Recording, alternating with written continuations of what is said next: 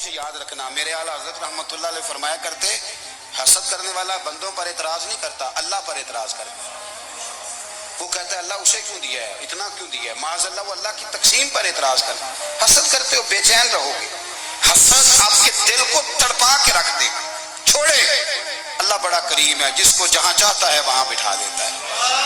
آپ قطعاً اس بحث میں نہ پڑے کہ اللہ نے کس کو کتنا دیا ہے، کب دیا ہے، کیوں دیا ہے، وہ بڑا بے نیاز ہے۔ حسد آپ کو تباہ کرے گا۔ دنیا میں پہلا گناہ جو ہوا تھا وہ حسد تھا۔ ابلیس نے حضرت آدم سے حسد کیا، کہنے لگا میں بہتر ہوں، سرداری اس کو مل رہی ہے، یہ تو اللہ کو پتہ ہے نا کس کو دینی ہے۔ اور دنیا میں پہلا قتل حسد کی وجہ سے ہوا۔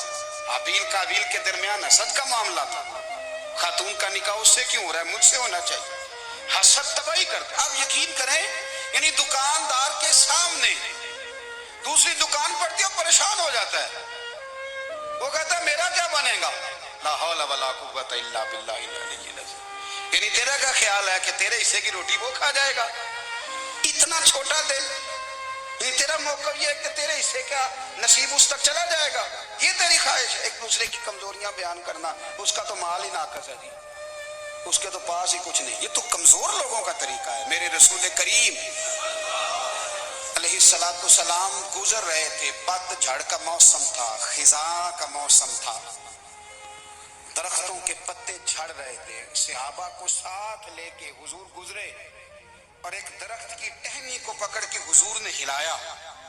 صحابہ فرماتے ہیں کہ چھم چھم اس کے پتے گرے، زمین پر ڈھیر لگ گیا۔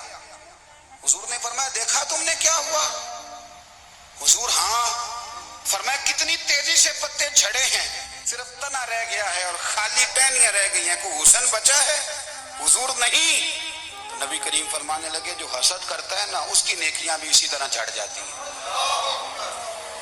اسی طرح۔ اور ایک جگہ حضور فرمانے لگے جس طرح راکھ لکڑی کو آگ کھا جاتی ہے، جس طرح لکڑی کو آگ، جب آگ کھا جائے تو پھر لکڑی کو لکڑی نہیں کہا جاتا، راکھ کہا جاتا ہے، کوئلہ کہا جاتا ہے، اس کی اصل باقی یعنی اسے کھائی جاتی ہے۔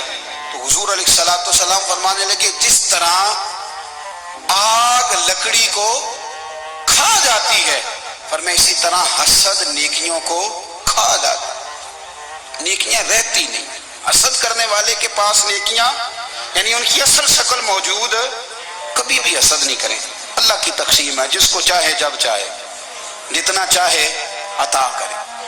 اور چوتھی بات میرے بھائی، کبھی بھی بغض نہ پیدا کریں۔ بغض والے لوگ بے سکون رہتے ہیں۔ بہت ساری کمزوریاں ہمارے اندر ہوتی ہیں نا، پھر اللہ ہماری روزی تو نہیں نہ بند فرماتا، یہ تو نہیں کہتا کہ زمین سے نکل جاؤ۔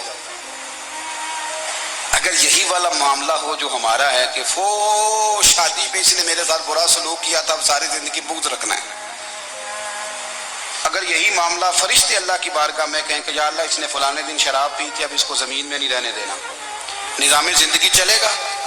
تو اگر اللہ ہمیں معاف کرتا ہے تو ہم بندوں کو معاف کیوں نہیں کرتے؟ آپ یقین کریں اتنی لمبی عداوتیں، اتنا لمبا حسد، اتنا لمبا بغض، اتنا لمبا حدیث میں نے پڑھی، میں حیران رہ گیا۔ میرے نبی کریم علیہ الصلوۃ والسلام نے فرمایا اپنی بیوی سے کبھی بغض نہ رکھنا، اگر اس کی ایک بات ناپسند ہو تو اسے چھوڑ کے وہ بات دیکھو جو تمہیں پسند ہے۔ میں اس حدیث کو پڑھ کے سوچنے لگا کہ کیا بیوی کا بھی بغض رکھتے ہیں لوگ؟ اب حضور نے کہا ہے تو اس کا مطلب ہے لوگ بیوی کا بغض بھی رکھتے ہیں۔ اب اس پر استدلال کر کے مجھے کہنا پڑے گا کہ سسرال والوں کا بغض بھی رکھتے ہیں، کہنا پڑے گا کہ بھائی کے سسرال والوں سے بھی بغض رکھتے۔ اس حدیث کی روشنی میں سمجھا کہ لوگ بھابھی کا بغض بھی بغض رکھتے ہیں، بغض، ورنہ عادتیں تو ہماری بھی کئی بری ہوتی ہیں۔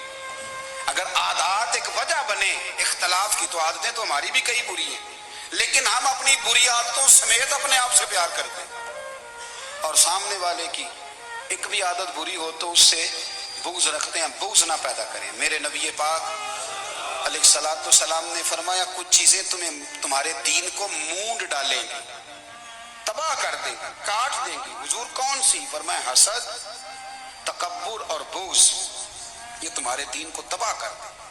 ہم بے چین اس لیے ہیں کہ ہم نے بہت سارے لوگوں کا بغض پالا ہوا ہے، اور ہر فیلڈ میں سیاستدان نے سیاستدان کا ذاتیات پر اتر کے بات کرتے ہیں، معزز ترین لوگ، تاجر نے تاجر کا، اللہ ماشاء اللہ بعض جگہ پہ اہل علم بھی ایک دوسرے سے عداوت رکھتے ہیں۔ خدا را دل رب کریم کے آنے کا ٹھکانہ ہے، یہ صاف ہوگا تو اس میں رب رسول کے جلوے ہوں، اگر اس میں عداوت ہو، اس میں بغض ہو، اس میں کینہ ہو، نفاق، سنیں میرے رسول کریم حضرت ابوبکر صدیق رضی اللہ تعالیٰ عنہ کہتے ہیں میں رو ہی پڑا۔ مکہ فتح ہوا نا تو اکرمہ بن ابو جہل نے پیغام بھیجا کہ میں نا کلمہ پڑھنے کے لیے آ رہا ہوں، بات لمبی ہے، میں موضوع پہ رہنا چاہتا ہوں۔ کہتے ہیں جب وہ آنے لگا نا تو نبی پاک نے ہم سب کو بلایا، ہم حاضر خدمت ہوئے تو حضور فرمانے لگے کہ اس کے باپ نے نا بڑا ظلم کیا ہے ہمارے ساتھ، ابو جہل نے بڑا ستایا ہے، بڑی تکلیف دی ہے، آپ مجھے بتلائیں کہ وہ ایک دفعہ کسی شادی پہ بحث ہوتی ہے بیوی کے بھائی کے ساتھ، پھر ساری زندگی اس بیچارے کو معافی، وہ 10 دفعہ گھر آتا ہے معافی مانگنے پر سوال ہی نہیں پیدا ہوتا، میں ہو مجھے ہی کہہ دیا، یعنی پھر مجھے ہی کہہ دیا آپ نے اور میری شان میں بے ادبی اور پھر میں معاف کر دوں، توبہ توبہ توبہ، یہ کیسے ہو سکتا ہے، میری ناک نیچی ہو جائے گی اور آپ نے مجھے کہہ دیا، سوال ہی نہیں پیدا ہوتا۔ اور یہ رونا میں اکثر ہوتا ہوں کہ شادی والے دن داماد صاحب کا زیادہ دماغ خراب ہوتا ہے، جب چھوٹی سالی کی شادی ہوتی ہے نا اس دن اس کو بخار چڑھتا ہے، کوئی اس کو کان میں کہتا ہے تیری عزت نہیں کر دیں گے، اس دن اس کا دماغ خراب ہو جاتا ہے، بچے اٹھا کے نکل آتا ہے،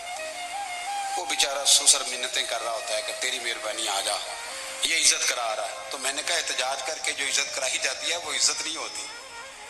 ہاں یہاں مانگ کے عزت لیتے ہیں لوگ، یا احتجاج کی کوئی عزت ہے؟ آپ کے اندر کمالات اتنے ہوں کہ آپ کی عزت کرنے کو دل چاہے، یعنی مزہ آئے، یعنی لطف آئے، یعنی آپ دور بیٹھے ہوں تو کسی کا دل کرے آپ کو اسٹیج پہ بلانے کے لیے۔ یہ کیا بات ہوئی کہ چھائے جانا اور بھاگ کے آگے جانا، ان سے نکلیں۔ اکرمہ بن ابو جہل کلمہ پڑھنے کے ارادے سے آ رہے ہیں، حضور